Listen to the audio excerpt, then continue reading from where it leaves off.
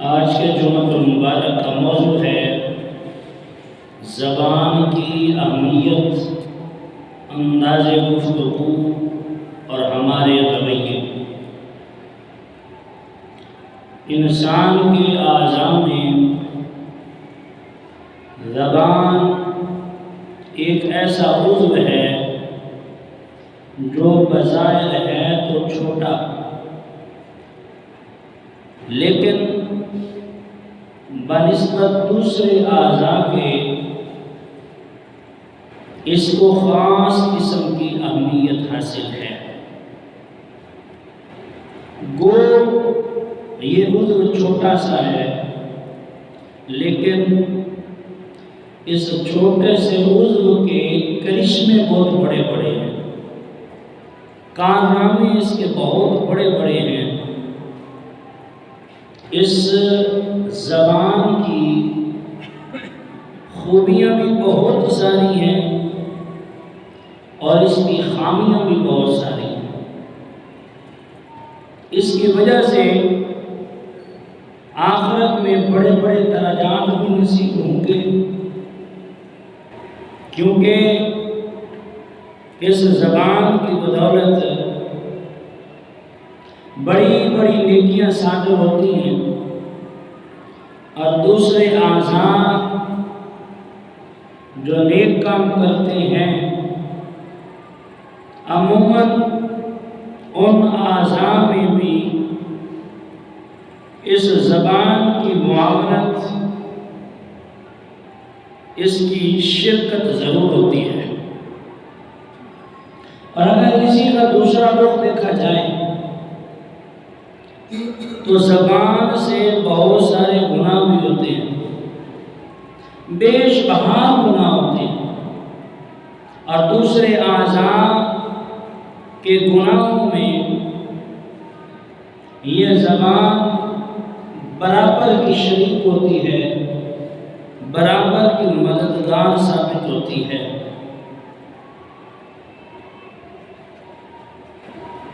آپ دیکھیں، کفر اور شرک کے کلمات اسی زبان سے نکلتے ہیں۔ یہی زبان ہے کہ جس سے کفریہ کلمات جاری ہوتے ہیں، شرکیہ باتیں ہم کرتے ہیں، لیکن دیگر اعضاء معاونت کر رہے ہوتے ہیں۔ اسی طریقے سے بعض اوقات ایسا ہوتا ہے کہ ہم جانتے ہوئے بھی کہ ہم یہ غلط کرنے لگے ہیں،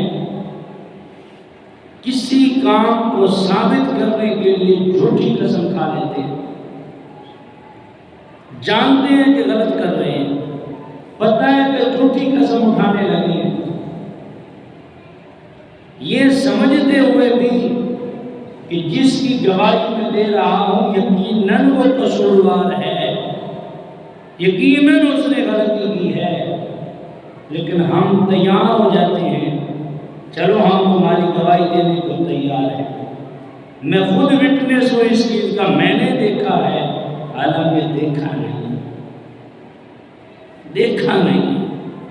یہ بات صرف ایک ہستی کے لیے کی جا سکتی ہے، جیسا کہ ایک صحابی رسول رضی اللہ تعالی عنہ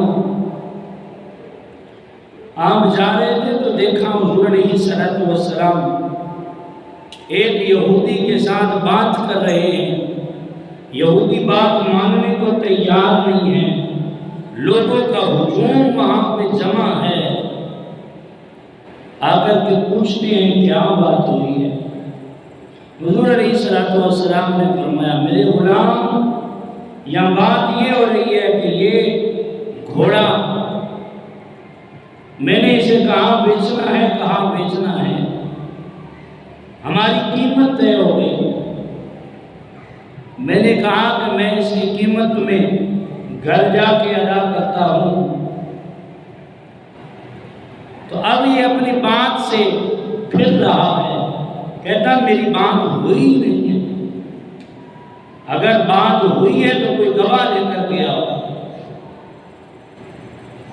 حضور علیہ السلام کی ابھی بات پوری ہوئی تھی تو حضور کے غلام کہتے ہیں میں گواہی دیتا ہوں اس بات کی کہ یہ سودا حضور علیہ السلام کے ساتھ طے ہوا ہے۔ وہ یہودی بھی حیران ہے، حضور علیہ السلام بھی حیران ہیں کہ جب ہمارا سودا طے ہوا ہے اس وقت یا میں تھا یا یہ یہودی تھا، تیسرا گھوڑا تھا اور کوئی نہ تھا ہماری بات سنتے ہوئے، تو یہ پھر گواہی کیوں؟ جب بات ہو گئی، گھوڑا لے لیا گیا، قیمت ادا کر دی گئی، حضور علیہ السلام نے فرمایا میرے غلام بتا تو صحیح تو نے ایسی گواہی کیسے دے دی حالانکہ تو موجود ہی نہ تھا۔ اب توجہ طرف جملہ ہے جو صحابی رسول نے دیا، عرض کی سیدی یا رسول اللہ صلی اللہ علیہ وسلم، جس زبان کے لیے رب فرماتا ہے وما ينطق عن الهوى ان هو الا وحی یوحی، کہ وہ زبان تب تک کھلتی نہیں ہے جب تک رب کی طرف سے وحی نازل نہیں ہوتی۔ آقا وہ زبان جھوٹ کیسے بول سکتی؟ عرض کی آقا ہم نے رب کو دیکھا ہے؟ فرمایا نہیں۔ عرض کی آقا آپ نے آ کے بتایا، ہم سب نے مان لیا کہ وہ رب وحدہ لا شریک ہے۔ آقا آپ کی زبان اقدس سے یہ کلمات نکلے تو ہم نے مانے ہیں۔ حضور علیہ السلام کی بارگاہ میں صحابی عرض کرتے ہیں سیدی یا رسول اللہ صلی اللہ علیہ وسلم، آج تک ہم نے نہیں دیکھا کہ اس زبان سے کبھی جھوٹ کے الفاظ نکلے ہوں، جب بھی زبان سے جملہ نکلا ہے سچ ہی نکلا ہے۔ تو یہ گواہی محض ایک ہستی کے لیے دی جا سکتی ہے کہ وہاں بندہ موجود نہ بھی ہو، وہ بات نہ بھی دیکھی ہو، پھر بھی گواہی دی جا سکے۔ کیوں؟ اس لیے کہ وہ خود بھی سچے ہیں اور سچ کی دعوت بھی دیتے ہیں، سچ کی تبلیغ بھی کرتے ہیں، سچ کی تلقین بھی کرتے ہیں، سچ کی فضیلت بھی بیان کرتے ہیں، سچ کی ترغیب بھی دلاتے ہیں۔ لَقَدْ كَانَ لَكُمْ فِي رَسُولِ اللَّهِ أُسْوَةٌ حَسَنَةٌ، وہ ذات ہے کہ جو ہمارے لیے بہترین نمونہ بن کے آئی ہے۔ اس کے علاوہ کسی کے لیے بھی ہم ایک ہے سچی قسم اٹھانا، میں سمجھتا ہوں بندہ اپنے علاوہ کسی کے لیے سچی قسم بھی نہیں اٹھا سکتا،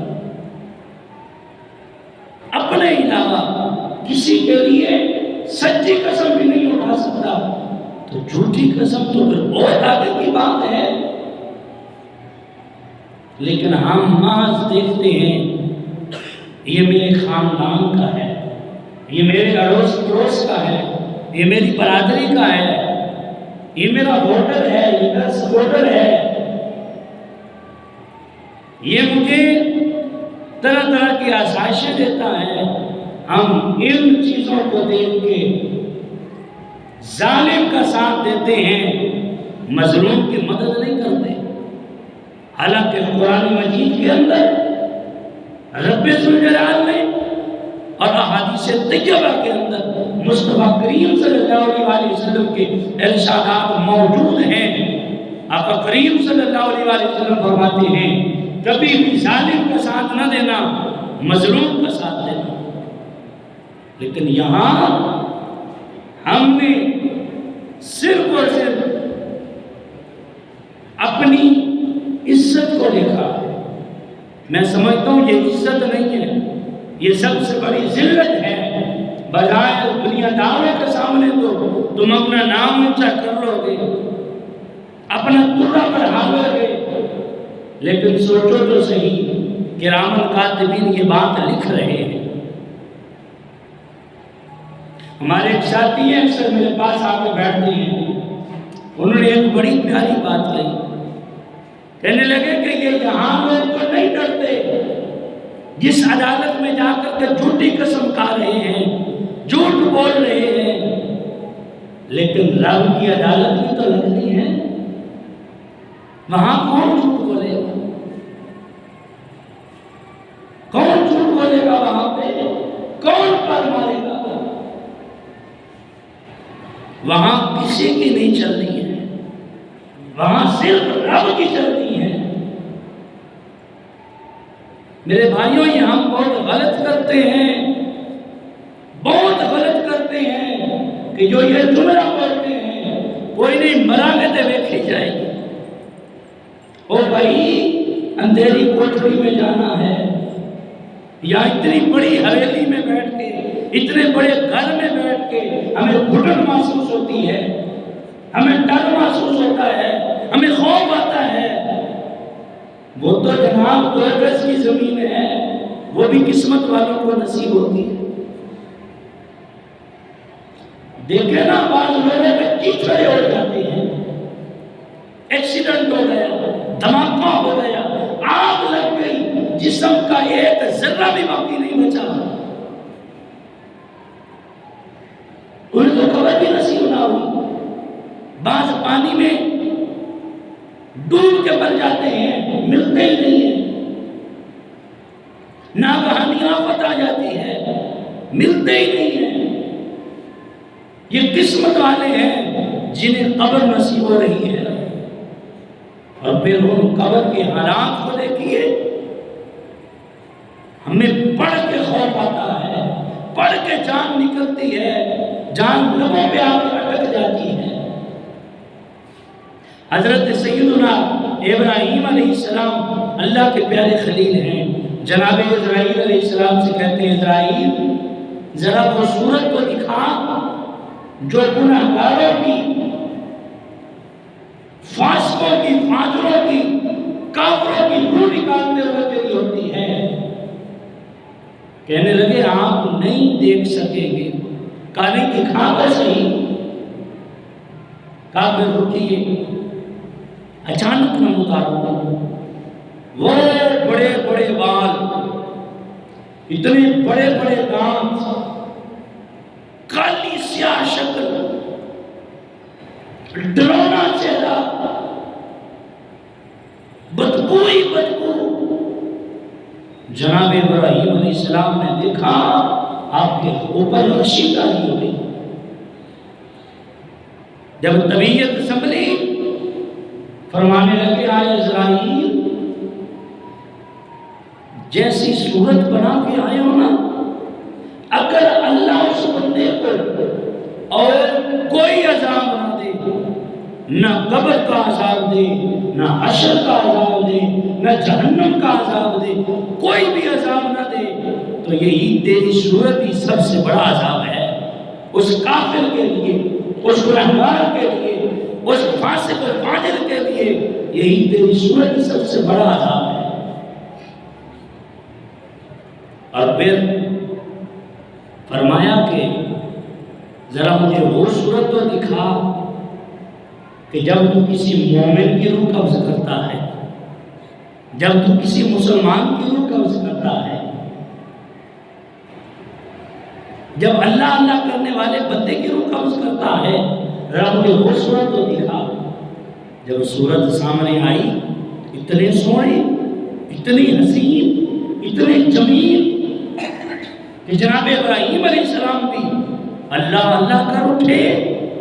فرمایا، آئے اسرائیل سن لو کہ جس صورت میں، اتنی حسین صورت میں، اتنی سونی صورت میں تم کسی مومن کی روح قبض کرتے ہو نا، اللہ اسے جنت کے باغ نہ بھی عطا فرمائے، جنت کی نہریں نہ بھی عطا فرمائے، اسے انعام و اکرام نہ بھی دے مرنے کے بعد، تو اس کے لیے یہ بہت بڑا انعام ہے کہ اسے اتنی سونی صورت کے ساتھ روح قبض کروانے کا موقع ملا ہے۔ اور یہاں پہ میں حضور کے غلاموں کے لیے یہ بات کرنے لگا ہوں اور محبت والوں کے لیے جملہ دینے لگا ہوں، یار ہم کتنے خوش نصیب ہیں، کتنے خوش نصیب ہیں کہ ہم مریں گے تو جناب اسرائیل علیہ السلام سونی صورت کے ساتھ ہماری روح قبض کریں گے، قبر میں جائیں گے تو سونی صورت والا ہمیں اپنا دیدار کرائے گا۔ کتنے خوش نصیب ہیں۔ تو میرے بھائیوں، عرض یہ کر رہا ہوں کہ زبان جہاں نیک کام کرواتی ہے وہاں بہت برے کام بھی کرواتی ہے۔ انہی برے کاموں میں سے ایک ہے جھوٹی قسم کھانا۔ چھوڑ دیجیے لوگوں کے پیچھے لگنا، لوگوں کی حمایتیں کرنا چھوڑ دیجیے، خدا کی قسم یہ پتہ نہیں کس مجبوری کا تحت اٹھا کے ہمیں قبرستان تک لے جاتے ہیں۔ بعضوں کو مجبوری یہ ہوتی ہے کہ بابا ساڈا مر گیا تو جائیداد ساڈے ہتھے آئے گی۔ بعضوں کو بینک بیلنس کی مجبوری ہوتی ہے، موت کم ہوتی ہے جو پیار کرنے والے ہوں۔ آج تک عوام کی سفید داڑیاں ہو گئی ہیں۔ مجھے بتائیے تو صحیح، ہم جب اپنے پیاروں کو قبرستان میں دفن کرنے جاتے ہیں ہم دنیا میں کتنا پیار کرتے ہیں، کتنی محبت کرتے ہیں، کتنی جناب والا ہمیں ان سے الفت ہوتی ہے۔ کوئی ایک بندہ تو یار بتا دو مجھے کہ اپنے پیاروں کو دفن کرنے گئے ہوں اور ہم ان کی قبر میں لیٹے ہوں، ان کے ساتھ لیٹے ہوں کہ میں تجھے اکیلے قبر میں نہیں رہنے دوں گا۔ وہ ماں جس کے لیے تابش نے کہا تھا ایک مدت ہوئی میری ماں نہیں سوئی تابش، میں نے ایک بار کہا تھا ماں مجھے ڈر لگتا ہے۔ بیٹا جب فوت ہو جاتا ہے تو ماں بھی گھر کی چار دیواری تک موجود رہتی ہے، قبر میں وہ بھی اسے اس خوف سے بچانے کے لیے نہیں آتی، اس وحشت و دہشت سے بچانے کے لیے نہیں آتی، قبر میں وہ بھی ساتھ نہیں سوتی۔ وہ ماں جس نے سردی کے دنوں کے اندر جب ہم نے بستر پہ پیشاب کر دیا اس نے ہمیں گیلے سے اٹھا کے خوش جگہ پہ سلایا، ہمارا ہر طرح کا خیال رکھا، قبر میں وہ بھی ساتھ نہیں ہوتی۔ وہ باپ جس نے اپنی جوانی کو اپنی اولاد کے لیے قربان کر دیا، اپنے بڑھاپے کو اپنی اولاد کے لیے قربان کر دیا، اپنی چاہتوں کو اپنی اولاد کے لیے دفن کر دیا، دن رات محنت کر کے اپنی اولاد کو جوان کیا، پالا پوسا، قبر میں وہ بھی ساتھ نہیں لیٹنا، وہ بھی ساتھ، بلکہ ان گنہگار چھوڑے دیکھا کہ جب مٹی ڈالتے ہیں تو زیادہ قریبی جو ہوتے ہیں، بیٹا بہت ہوا تو باپ، باپ بہت ہوا تو بیٹا، پاؤں کے ساتھ مٹی دبا رہے ہوتے ہیں کہ کہیں کوئی سوراخ باقی نہ رہ جائے، کہیں کسی جگہ پہ مٹی نرم نہ رہ جائے کہ قبر میں پانی چلا جائے۔ یار آج تک کوئی بھی ساتھ نہیں لیٹا ہے تو پھر دنیا میں ہم لوگوں کی حمایتیں کیوں کرتے پھر رہے ہیں، لوگوں کے پیچھے کیوں لگے ہوئے ہیں؟ ہم نے اس بات کو نظر انداز کیوں کر دیا کہ رب نے 750 مرتبہ قرآن شریف میں نماز کا حکم دیا ہے۔ رسول محتشم صلی اللہ علیہ وسلم ساری رات قیام فرمایا کرتے تھے، ساری رات عبادت کرتے گزر جاتی تھی، پاؤں مبارک پہ ورم آ جاتے تھے۔ ہم نے ان باتوں کو کیوں نظر انداز کر دیا کہ اسلام کی خاطر، دین کی سربلندی کے لیے امام الانبیاء صلی اللہ علیہ وسلم نے اپنے جسم اطہر پر جنگ کا لباس کیوں پہنا، تلوار کیوں اٹھائی، لوگوں کے ظلم و ستم کیوں برداشت کیے، لوگوں کے تانے کیوں سنے؟ ہم ان باتوں کو کیوں بھول چکے ہیں؟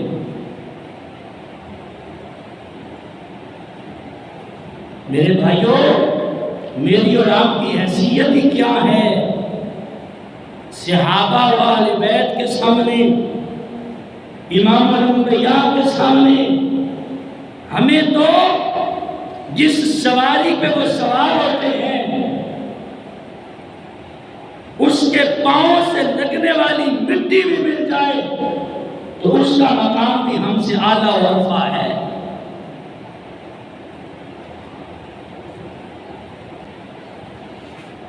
خدا کے بندو پلٹو، واپس آؤ دین کی طرف۔ اگر دین کو نظر انداز کرنا ہی ہوتا تو امام علی مقام امام حسین علیہ السلام کو واضح نظر آ رہا تھا کہ کوفہ والے وعدہ وفا نہیں کریں گے، واضح نظر آ رہا تھا، لیکن پھر بھی اپنے خانوادہ کو لے کر کے، اپنے گھر والوں کو لے کے 6 مہینے کے بچے کو بھی ساتھ لیا ہوا ہے۔ یہاں تو ہمارے جوان ہو جاتے ہیں، ایم اے کر لیتے ہیں، ایم پھر پی ایچ ڈی تک پہنچ جاتے ہیں، وہ جو کلمہ آتا ہے یقین جانے نکاح پڑھاتے ہوئے 2 کلمے پڑھائے جاتے ہیں، وہ بھی سیدھے نہیں آتے۔ کوئی رسول اللہ پڑھ رہا ہوتا ہے، کوئی رسول اللہ پڑھ رہا ہوتا ہے، وہ بھی سیدھے نہیں آتے ہیں۔ کائے کے مسلمان ہیں؟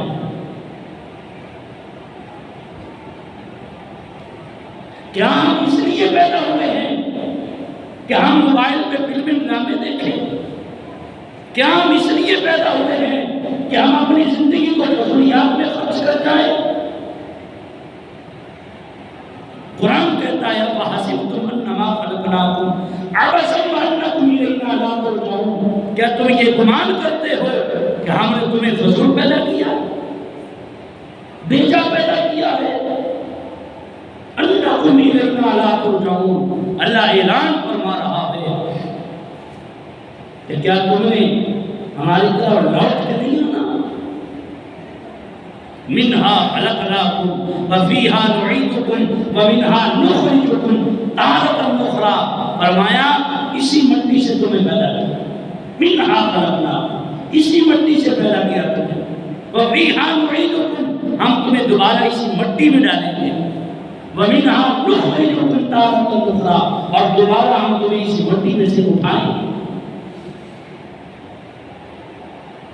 قرآن کہہ رہا ہے ان لوگوں کے لیے فَتَرَبَّصُوا إِنِّي مَعَكُمْ مِنَ الْمُتَرَبِّصِينَ، انتظار کرو پھر۔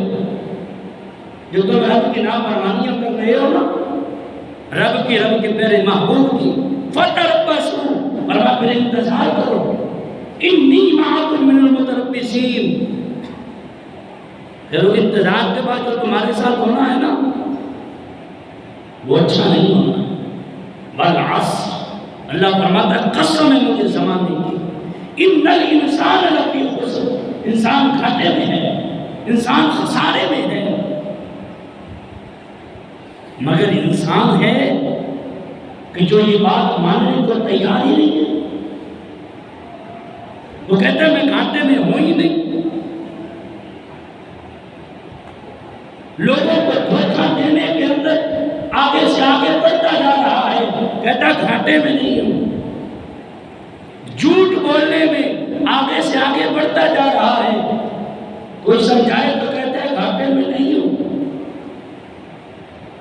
لوگوں کا حق کھانے میں آگے سے آگے بڑھتا جا رہا ہے، جتنی بھی اسے جدوجہد کرنی پڑے وہ کر رہا ہے، کوئی سمجھائے تو کہتا ہے گھاٹے میں نہیں ہوں۔ لیکن قرآن جو کہہ رہا ہے تیری اور میری بات جھوٹی ہو سکتی ہے، رب کے قرآن کی بات جھوٹی نہیں ہو سکتی۔ ان الانسان لفی خسر، فرمایا انسان گھاٹے میں ہے۔ کوئی تو ہوگا جو گھاٹے میں نہیں ہے۔ ہاں قرآن نے اس بات کو بھی بیان کیا ہے، اِلَّا الَّذِينَ آمَنُوا وَعَمِلُوا الصَّالِحَاتِ، مگر وہ لوگ جو نیک اعمال کرتے ہیں، ایمان لے کر کے آتے ہیں، وَتَوَاصَوْا بِالْحَقِّ، حق کی وصیت کرتے ہیں۔ دیکھو قرآن نے یہاں اس بات کو اجاگر کر کہ سچی بات کہو، جھوٹ کی طرف اپنے آپ کو مائل نہ کرو، جھوٹی قسمیں نہ کھاؤ۔ یہاں بھی فرما دیا کہ گھاٹے میں وہ لوگ ہیں جو جھوٹی قسمیں کھاتے ہیں۔ فرمایا وہ لوگ گھاٹے میں نہیں ہیں جو حق کی وصیت کرتے ہیں، سچی بات کی وصیت کرتے ہیں۔ وتواصوا بالصبر، المیہ یہ بن چکا ہمارا کہ ہمیں کوئی دھکا دے ہم اس کا کوئی نہ کوئی وزن توڑتے ہیں، ہمیں کوئی برا بھلا کہے ہم جناب اس سے لڑائی کرتے ہیں، ہمیں کوئی کچھ کہے تو اس حد تک بڑھ جاتے ہیں کہ اس کی جان ہی لے لیتے ہیں۔ انسان کی جان اتنی سستی ہے، اتنی سستی ہو گئی انسان کی جان، قیامت والے دن پوچھا جائے گا اللہ کی بارگاہ میں کیا جواب دیں گے؟ وتواصوا بالصبر، قرآن کہتا ہے صبر کی وصیت کرنے والے یہ گھاٹے میں نہیں ہیں۔ اور پھر دوسرے مقام پہ اللہ فرماتا ہے ان اللہ مع الصابرین، صبر کرنے والوں کے ساتھ تو خود رب تعالیٰ کی ذات ہے۔ میں اور آپ کتنا صبر کر رہے ہیں، کتنی اللہ رسول کی مان رہے ہیں؟ یقیناً کہیں نہ کہیں غلط کر رہے ہیں۔ عرض کر رہا ہوں گو کہ زبان اعضائے انسانی میں بالکل چھوٹا سا حصہ ہے، لیکن اس کے کارنامے بہت بڑے بڑے ہیں۔ یہی زبان انسان کو تخت شاہی تک بٹھا دیتی ہے، اور یہی زبان انسان کو جناب والا تخت دار پہ بھی لٹکا دیتی ہے۔ اچھے کام کریں گے تو تخت شاہی آپ کا مقدر بنے گا، برے کام کریں گے تو تخت دار پہ لٹکا دیے جاؤ گے۔ فرمایا اسی زبان کے ذریعے ہم جھوٹی قسمیں کھاتے ہیں، جھوٹی گواہیاں اسی زبان کے ذریعے دی جاتی ہیں، یہ جانتے ہوئے بھی کہ میں جھوٹ بول رہا ہوں۔ وَإِذَا الصُّحُفُ نُشِرَتْ، اللہ قرآن میں فرما رہا ہے کہ کل قیامت والے دن یہ جن رجسٹروں پہ اعمال نامہ لکھا جا رہا ہے، یہ رجسٹر رب کی بارگاہ میں گواہ ہوں گے۔ کِرَامًا کَاتِبِینَ یعلمون ما تفعلون، یہ کرام کاتبین گواہ ہوں گے، وہ سب جانتے ہیں جو تم کر رہے ہو، سب جانتے ہیں۔ اليوم نختم على افواہہم وتکلمنا ایدیہم وتشہد ارجلہم بما كانوا یکسبون۔ اس دن جس زبان سے ہم جھوٹ بولتے ہیں، جس زبان سے ہم جھوٹی قسمیں کھاتے ہیں، جس زبان سے ہم فحش گوئی کرتے ہیں، جس زبان سے جناب ہم دنیا کی ایسی باتیں کر کے لوگوں کی عزتوں کو اچھالنے کی کوششیں کر رہے ہیں، جس زبان سے ہم لوگوں کی غیبت کرتے ہیں، جس زبان سے ہم لوگوں پہ بہتان بازی کرتے ہیں، جس زبان سے جناب بات کرنے سے پہلے ہم گالی نکالتے ہیں، کل قیامت والے دن رب کا قرآن اعلان فرما رہا ہے۔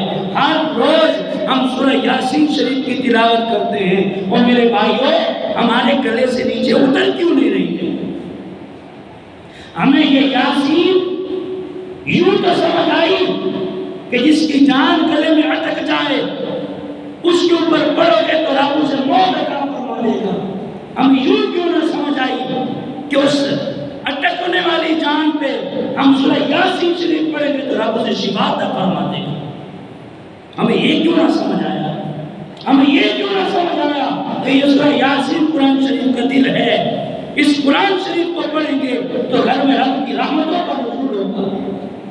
اسی سورہ یاسین شریف کے اندر رب فرما رہا ہے اليوم نختم علی افواہہم، اس دن تمہارے منہ پہ مہر لگا دی جائے گی۔ ختم مہر کو کہتے ہیں نختم، جیسے ختم اللہ علی قلوبہم، اللہ نے ان کے دلوں پہ مہر لگا دی، ایسے نختم ہم مہر لگا دیں گے علی افواہہم، ان کے منہ پر ہوگا کیا؟ وَتُكَلِّمُنَا أَيْدِيهِمْ، یہ جن ہاتھوں کے ساتھ ہم ظلم کر رہے ہیں، جن ہاتھوں کے ساتھ ہم لوگوں کے مال کو ہڑپ رہے ہیں، جن ہاتھوں کے ساتھ ہم یتیم کا مال چھین رہے ہیں، جن ہاتھوں کے ساتھ ہم چوری کر رہے ہیں، وَتُكَلِّمُنَا أَيْدِيهِمْ، یہی ہمارے ہاتھ کل قیامت والے دن کلام کریں گے۔ وَتَشْهَدُ أَرْجُلُهُمْ بِمَا كَانُوا يَكْسِبُونَ، کن باتوں کا کلام کریں گے؟ فرمایا وَتَشْهَدُ أَرْجُلُهُمْ، یہ ہمارے پاؤں رب کی بارگاہ میں گواہی دیں گے، بِمَا كَانُوا يَكْسِبُونَ، جو کچھ ہم کر رہے ہیں، جو ہم کما رہے ہیں۔ آپ سارے زمیندار حضرات ہیں، کھیت کے اندر گندم کی فصل بوئیں تو یقین جانیں جب بیج گندم کا ڈالا ہے آج تک نہ کسی نے اس کھیت میں سے کمال کپاس کو کاٹا ہے، نہ اس کھیت میں بیج گندم کا ڈالا جائے کوئی اور فصل ہوگی، ایسا ہوا نہیں ہے۔ میرے بھائیوں، ہم دنیا کے اندر جیسا بیج بوئیں گے کل قیامت والے دن وہی کاٹیں گے۔ حدیث پاک نبی رحمت صلی اللہ علیہ وسلم نے فرمایا الدنیا مزرعۃ الآخرہ، فرمایا یہ دنیا آخرت کی کھیتی ہے، جو تم بو گے قیامت والے دن وہی کاٹو گے۔ ایسا بول رہے ہیں ہم، یہی مثال لے لیتے ہیں کہ گندم کی فصل بولنی وہاں نہیں، تو جیسی کی تیسی زمین بالکل پڑی ہے ہموار، ہم یوں ہی اس کو دانہ نہیں ڈال دیتے، پہلے اس پہ ہل چلاتے ہیں، اسے نرم کرتے ہیں، پھر اس میں بیج ڈالتے ہیں، پھر اس پہ کھاد ڈالتے ہیں، پھر جب جناب والا وہ نکلتی ہے ہم اسے پانی لگاتے ہیں، پانی نکالنے کے بعد پھر اس میں جڑی بوٹیاں ہوتی ہیں ہم اس پہ سپرے کرتے ہیں، ہر طرح کا خیال کرتے ہیں۔ میں اور آپ ذرا غور پر کریں، یہ جو شیطان ہمارے ساتھ کر رہا ہے، شیطان کی وجہ سے جو ہمارے ایمان پہ حملہ ہو رہا ہے، ان جڑی بوٹیوں کو کس طریقے سے کاٹیں گے؟ ان شیطانی جڑی بوٹیوں کو کاٹنے کا صرف اور صرف ایک ہی طریقہ ہے، اور وہ طریقہ اللہ اور اس کے رسول کی اطاعت کرنا ہے۔ اسی کے ذریعے ہم ان جڑی بوٹیوں کو تلف کر سکتے ہیں، مگر نہ یہ اتنے بڑے بڑے گھنے پودے بن جائیں گے کہ اندر جنگل بن جائے گا، پھر ہوگا یہی کہ ہم مسجد کے قریب سے تو اندر آنا تو کیا، ہم قریب سے بھی گزرنا پسند نہیں کریں گے۔ پھر قرآن سننا تو کیا، پڑھنا تو کیا، ہم قرآن سننا بھی پسند نہیں کریں گے۔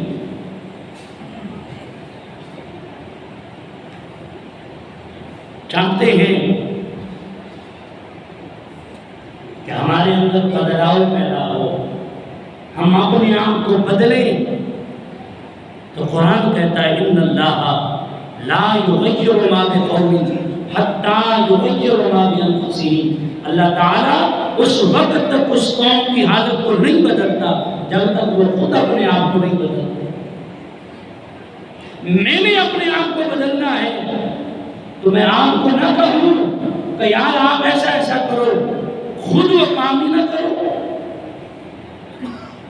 قرآن کہتا ہے لِمَ تَقُولُونَ مَا لَا تَفْعَلُونَ، تم ایسی بات کہتے ہیں کیوں ہو جس پہ تم خود عمل نہیں کرتے؟ اور بھائی پہلے مجھے خود عامل بننا پڑے گا، تو آپ مجھے دیکھ کے عمل کریں گے۔ اسی طریقے سے گھر میں والد صاحب کو، والدین کو پہلے خود عامل بن پھر ہماری اولاد اس کے اوپر عمل کرے گی۔ المیہ یہ بن چکا ہے کہ ابھی بچے پیدا نہیں ہوتے، موبائل ان کے ہاتھوں میں پہلے پکڑا دیتے ہیں۔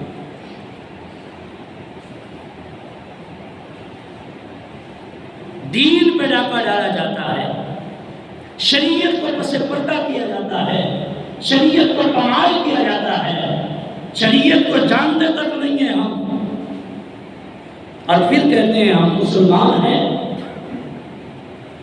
پھر کہتے ہیں ہم ایمان والے ہیں۔ کریم آقا صلی اللہ تعالی علیہ وسلم نے ارشاد فرمایا، ترمذی شریف کی حدیث پاک ہے، من حسن الاسلام المرء ترکہ ما لا یعنیہ۔ حضور فرماتے ہیں کہ انسان کے اسلام کا حسن یہ ہے کہ وہ فضول کاموں کو چھوڑ دے، ما لا یعنیہ، فضول کام جتنے بھی ہیں، کون سے فضول کام ہم کرتے ہیں؟ نماز کے وقت گیم کھیلنا یہ فضول ہے، نماز کے وقت آپس میں گپ شپ کرتے رہنا یہ فضول ہے، رات کو نماز عشاء کے بعد بے جا بیٹھک کرنا یہ فضول ہے۔ ترکہ ما لا یعنیہ، فرمایا سے چھوڑ دو، یہ اسلام کا حسن ہے۔ ایک ہفتہ صرف اپنا میں دیکھ لیجیے، ایک ہفتہ رات عشاء کی نماز کے فوراً بعد سو جائیے، خدا کی قسم تہجد کے وقت خود بخود آنکھ کھلے گی۔ یہاں حالت یہ ہے ہم رات 12 1 بجے 2 بجے جا کے سوتے ہیں، سویرے فجر میں بھی آنکھ نہیں کھلتی۔ اتنی بڑی بڑی مساجد بنا لی، ہم نہیں بنائی ہے، چندے ہم نے دیے ہیں، تو ان کو دھرنا کس نے ہے؟ مسجد تو بنا لی شب بھر میں، ایمان کی حرارت والوں نے، من اپنا پرانا پاپی تھا برسوں سے نمازی بن نہ سکے۔ میرے بھائیوں، خدا کے لیے بدلو اپنے آپ کو، نمازی بن جائیے، دین کی طرف آئیے، شریعت کو اپنائیے، یہی ہمارا دنیا و آخرت میں کامیابی کا ذریعہ بنے۔ اللہ رب العالمین کی بارگاہ میں دعا ہے، خالق کائنات ہم سب کو عمل کی توفیق عطا فرمائے، آمین بجاہ النبی امین۔